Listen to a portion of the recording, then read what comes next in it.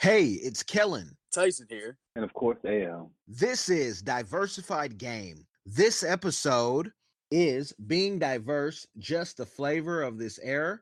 We're talking now. But is it just a fad of woke white people and that's why it matters? This is Diversified Game.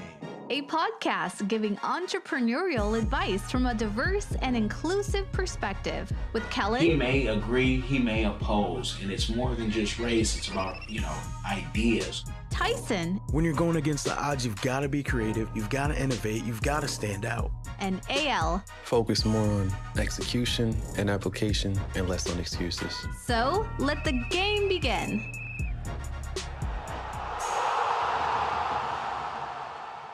And with that being said, is diversity something that Black folk especially have been fighting for longer than all of us have been alive who are, talking and listening?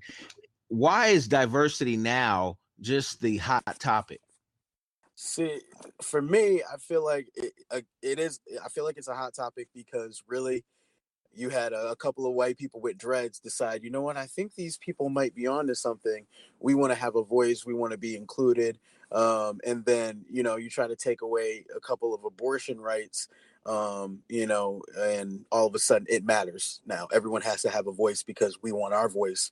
And by default, if and we, the proverbial we I'm using, is like women's rights. It's like, well, if we get our voice and if the LGBTQIA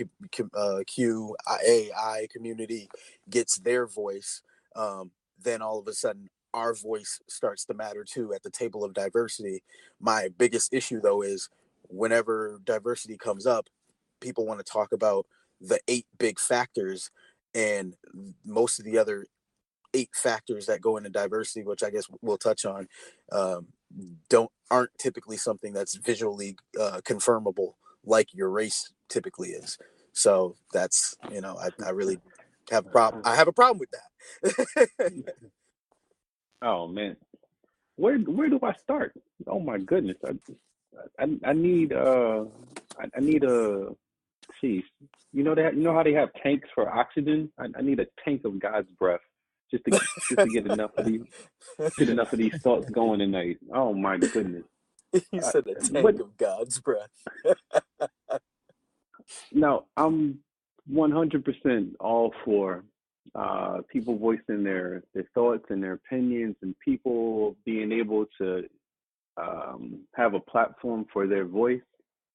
But it always seems to be some type of issue when people of color start to build their platform and start to speak, and then all of a sudden here are all these other issues that kind of lower the volume of the Black voice or the people of color's voice. People of color's voice. It just, maybe it might be me. Maybe I'm being sensitive, but it just seems that way. I think you kind of hit that on the head. Right there, actually. I ain't even gonna flex on that one. I ain't even gonna front on that one. That was pretty on par, because it made me think of like sound waves. You know what I mean? Mm-hmm. And like when for the podcast, right, we have to edit the audio, and when you're editing the audio and you have cross talking or over talking or something like that, that sound was smooth and it would have been heard before. But then once someone else chimes in, now if I have to quiet one, I have to quiet all, right? If I have to raise one, then I raise all. I feel like the problem with Black voices was no one wanted to raise our voice when we were by ourselves. Why would they, when this diversity thing is really a big moneymaker? Right. It's about money right now. And, since we're a minority, our voice doesn't matter until our money matters. I mean, Martin Luther King Jr. showed that, until you stop riding the bus, they don't care. So, where, and to stick on diversity, but where are, when we boycotted a few years ago, Christmas, the market saw, oh wait, hold on, these folks, they didn't spend their money. Same way with like kind of the NFL and why the NFL needs to diversify and let a black owner get in there, since you have all these black men, bumping their head against the wall. And I think that's going to change soon too, because now we have the Freedom Football League about to sprout up, kind of like, Okay. kind of like, Ice Cube has shown that you can be successful.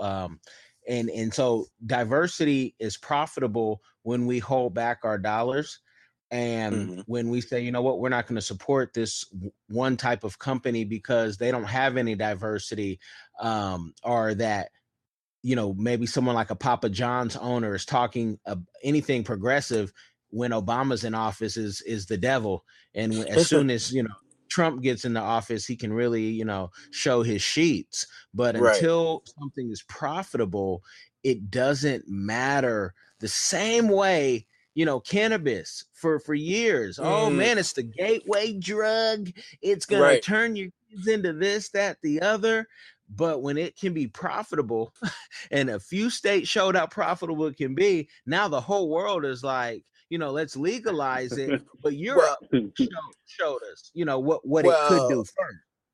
Well, see, and you touch on something real quick that hits close to home for me, because I look at who is it profitable for is even more important than if it's profitable. Weed was always profitable. Marijuana was always profitable. And there was a certain sect of people, black people, that were, selling it and going to jail for it and doing the time for it and getting caught with it, even though it had been a part of our culture, the Native American culture, all of these things.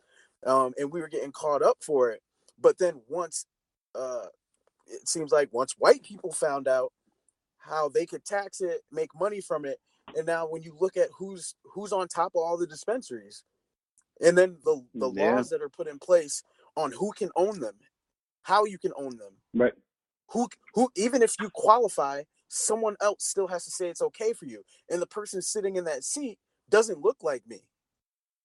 9 times out of 10, the person making that decision that says I can have a dispensary, I can be a grower, or anything, even trying to pop up like retail facing storefronts. The person making that decision doesn't look like me, and that bias, I feel like, still plays a part in the decision making, even when you have the money, even when you follow the rules and follow the code. So I think there's something attached to that profitability that isn't being said, and it's not so much is it profitable, it's who's it profitable for, is when regulations and things start to change. Yeah, Man, I agree. Uncle Sam got to get his money first before anybody else can be at peace. That's just the American way. That's when we right. when he's pointing at us, he's telling us you need to fall in line first with what I got going on. And then the rest can, you can do whatever else you want, pursue the happiness. Just don't do it too quick and too fast without paying me my tax. Because I mean, even the reason that, all the documentaries you can see, the reason why it went into prohibition, like that was like in the 20s, was because the black man was on it and he was just being too smooth, too cool, too, and they thought, he was going to harm their women. It always goes back to their women, or, something that, or some peace that we have. We can't have peace, it seems, in this country without, it being okay by massa. So, but that diversity, it's become profitable when we held back our money. And also, people hate to make these comparisons, but I just see that the LGBTQ, they also said, hey, we're being, cast out. We're not getting jobs, and they start tripping. White women start tripping. Now because diversity is pulled in all those things. It's not, we need more black people. It's never that. It's that we need more little people. We need more women. We need more this, that, the other. Well, and we're never seeing more Native Americans anywhere. No purebreds. Right. Right, yeah. And that's wild. So now I do want to touch on something real quick. that we talked about the different diversity factors. So I want to pull this up from the Independent School Diversity Network. They break diversity into what they call the big 8 social identifiers. And so I want to just touch on these. We're not going to touch on all of them this episode, but I want to just say what they are, because they will come up again as we, do more episodes and talk more. But they break it down into these 8 categories: ability, which would be physical and mental; age, ethnicity, gender, race, religion, sexual orientation, and socioeconomic status.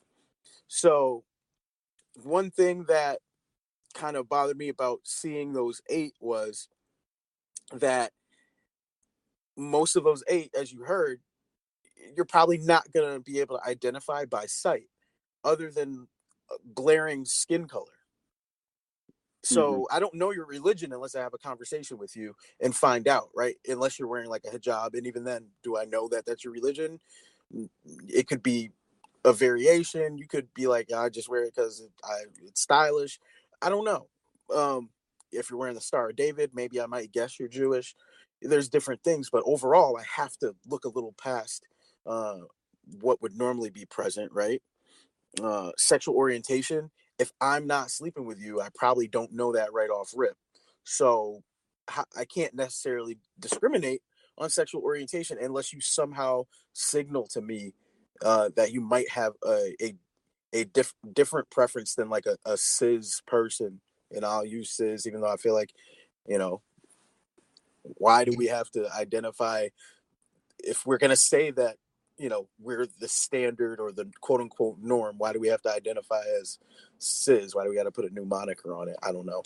Right. And I'm LGBTQ friendly, all that great stuff. Like, that's cool. But I just, you know what I mean? It's like, if there's 2 Tysons, why do I have to all of a sudden be like, oh, that's black tie. Like, I don't have to be that. Like, my name's Tyson. You can still call me Tyson. You don't have to change me up. Like, if I'm the original, you don't got to change me up. There's not going to be we're going to call you Tyson M now because we got a Tyson B. No, you're going to call me Tyson. The Tyson that just came in, he's Tyson B. I've always been Tyson. I don't need an initial. Okay, just use mine. Okay, but now, and then we move into gender, right? There's the difference in gender. Again, identifying by the outside shell. Typically, you don't find an issue, male or female, in the identification process, but then you have people that maybe fall outside of the visual identifiers that we would commonly use, but not a sore sticking point in most instances, right? If I'm walking by you in the street, I'm probably not going to know from across the street to throw a bottle at you if I don't like you, right? Like what happens to Black people sometimes when they're walking, or getting spit at in the past and things like that, right? Like you don't really have that gap. And then ageism, I'd have to really guess. You look older, so I'm just going to take that shot, or you look younger, so I'm going to take that shot. It's those are what's being grouped now when they speak about diversity, though. And so how did we end up in a situation where when our cause finally has its time, or when we're making a progress and we have our time, we got to share that airtime with everybody else, because now they want to, after we done hit the hoses, now they want to come in with the towels. Like, right. You know what I mean? Like, where was your cake before, man? Like, it reminds me of the episode of the Boondocks where when it was like, Granddad, you wasn't out there riding. And he was like, I hate when you got one generation that try to take credit for a whole generation's worth of work. And then it shows Granddad running up like, well, I'm here. And they're like, oh, now you here, Robert. And he's like, well, in a raincoat, in galoshes. He's like, well, I watched the video and I saw they used hoses last time, so I figured I grab a raincoat and some rain boots. And they're like, oh, now you show up. Like, once you're all safe and sound and we done got hit with the hoses and the dogs, now you're gonna show up. You know what I mean? Where was all of that? What was it? It's now keep that same energy. Where was all that energy when it was us? You know what I mean? When we had to fight that, where was that energy? Here Why for was our that energy not? diversified Why was that game energy not kept? 1K giveaway, well, the I code mean, word here's the thing. is This may be a sample. conspiracy theory alert. I don't know. It might be. I don't Oh, know. I don't know. Earmark this for sure. For sure. I'm gonna. Perhaps these delineations are to divert attention. You know what I mean? I think we've had a conversation about this. Like, Right. whereas it seemingly creates more quote unquote wokeness, but at the same time it draws more lines in the sand. So like by drawing attention to it, yeah, we want you to think that we're making progress, but this actually slows things up. Right. Hey, I feel you on that, AL. Keep going on that. Talk more about that. Yes, that's the game right there, man. It might be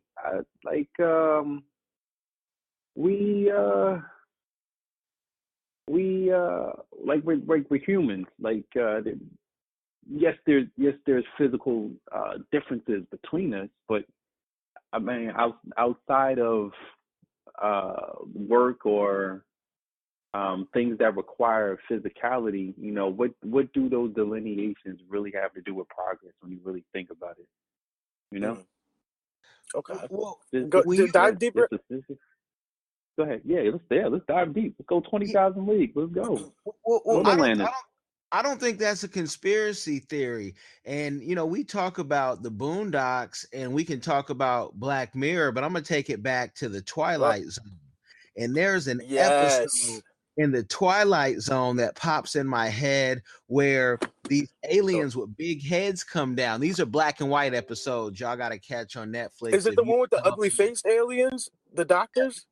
They're the ugly face, but they don't move their mouth, but they talk through like the mental, but everyone can hear them.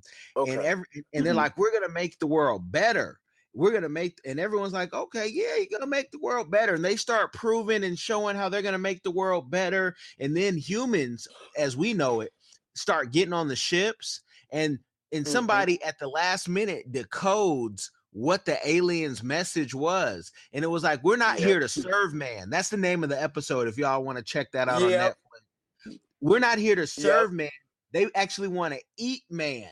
And so we're AO, when you said that, that's what just popped in my head, because I'm like, they act like things are getting better, but you know, when you got someone like Trump who's like, oh, this is the best in unemployment and blacks are doing better, and you're like, nah, they're really not, dude. You ain't coming to the hood to see what's really going on. Ain't no job training programs popped up like in mass appeal. So they're not getting better. And I think that they always want to, you know, make us feel like, yeah, we're doing, you know, some of us are doing better, you know, some of us are comfortable, but you got to go to Mississippi, go to Louisiana, go to Ohio, in these places, and even go on the West Coast and see black folks more in debt than they've ever been. It's not getting better the way they make it seem, and that diversity that they're pushing, they use us always so they can get everybody else in the game, and then we're going to be looking like, wait, what happened to that diversity?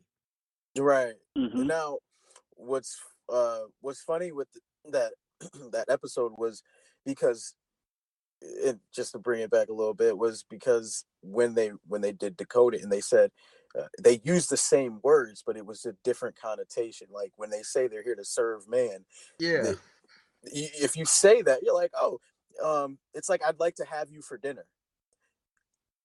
When you know it to be one thing, you're like, oh, okay, you want me to come over your house, you want me to, you know, sit down and eat with you.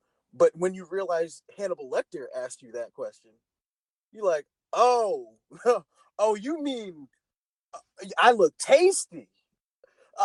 You know what? Oh man, that's a completely different story than if Kellen says he wants to have you for dinner. Completely different story. So that ties into the expressions that are being used now, and the rhetoric that's being used now by quote unquote, the people in power, the decision making people, they're saying the good stuff, but I feel like they're saying the good stuff because they're counting on that misinterpretation. They're counting on the fact that the read between the lines part of our brains is off because we're so excited that something is possibly getting better. And what was it? It was the pedagogy of the oppressor. Is the book, and I'm not gonna dive too deep in it because I don't have the references in front of me, but where they say pretty much it's said to be pretty much your oppressor will keep pushing down on you, and then give you like pretty much nuggets of good stuff to relieve you, because you have to you build that dependency upon them to give you that relief, but they're also the ones that have to cause that pain. It's like job security. You know what I mean? If I'm a garbage man, or let me take it to, if I'm a methadone clinic, it would be the equivalent. It would be the equivalent of me having a methadone clinic and going to the drug dealers and then supplying them with everything they need in order to create the drugs. So I went on both sides. You know what I mean? That sound like some pimping. That sound like some That's pimping. that's I mean that's kind of the slave day trope right there, where you had the master providing your living, your housing, your food, everything that you quote unquote felt you needed to survive, but also beating the crap out of you, right? Separating you from your family, selling your kids. But they would turn around and do little things that gave just enough to keep you there, for some, right? Just enough to keep you there so that you would be like, oh my God, I feel, I got a couple extra pieces of bread today. He's been good to me. You're still enslaved. That's not good. Like, it's such a messed up psychology, but we have to begin to realize as people overall, it exists, and that a lot of life and a lot of what we're going through is a psychological game first, but we're reacting to it physically first, because it's quicker to accept the handshake than to look to see if their hand is clean. Wow, that's deep. You know, Quote that.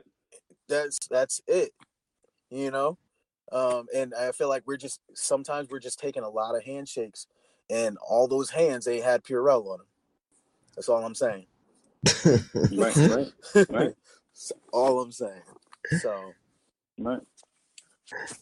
Yeah, no, I see that as the American way. And especially when you want faster and more, which is part of the American way. But when you go anywhere else, people are quite content and they have right. less.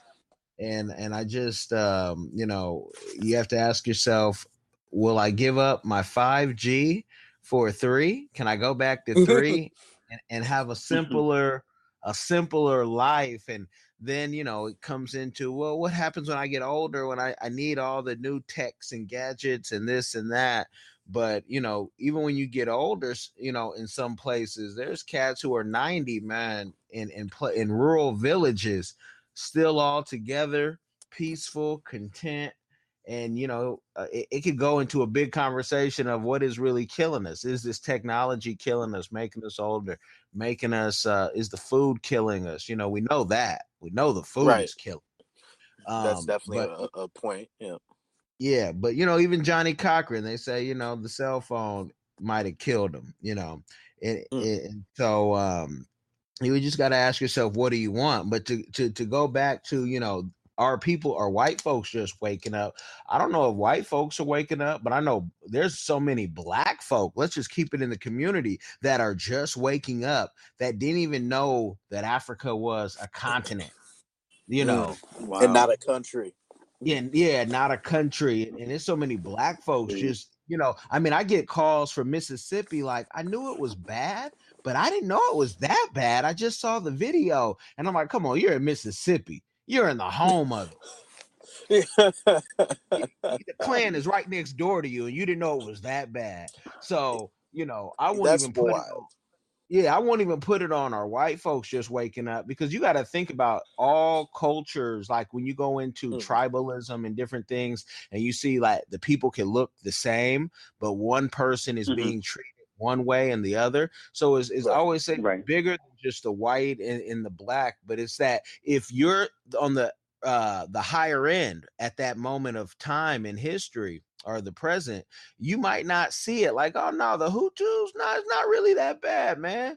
Or vice versa. And that's what, even in Ethiopia right now, they're fighting over that. And you're like, y'all are all the same people, and we're really fighting over, this tribalism.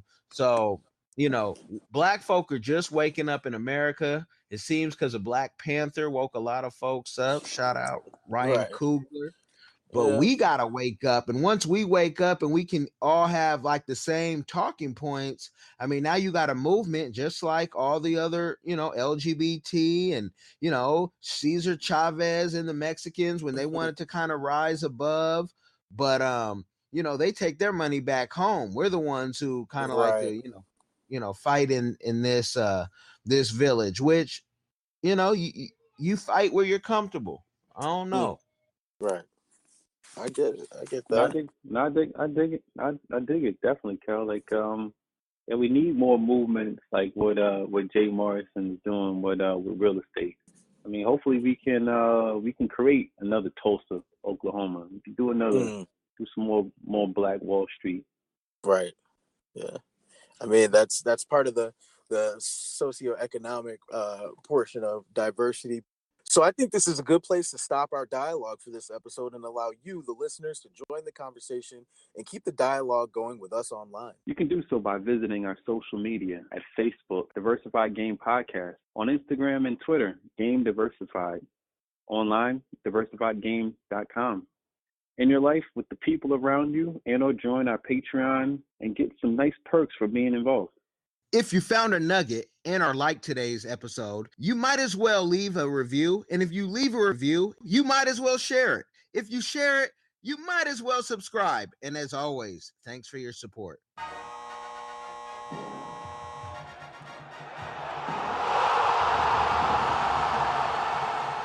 Thanks for getting in the game and listening to the Diversified Game Podcast with Kellen, Tyson, and AM. The #1 show pairing entrepreneurship with diverse and inclusive perspectives like wine and cheese, bagel and lox, fish and grits. Be sure to visit diversifiedgame.com for all the good stuff. Join in the conversation and discover more content.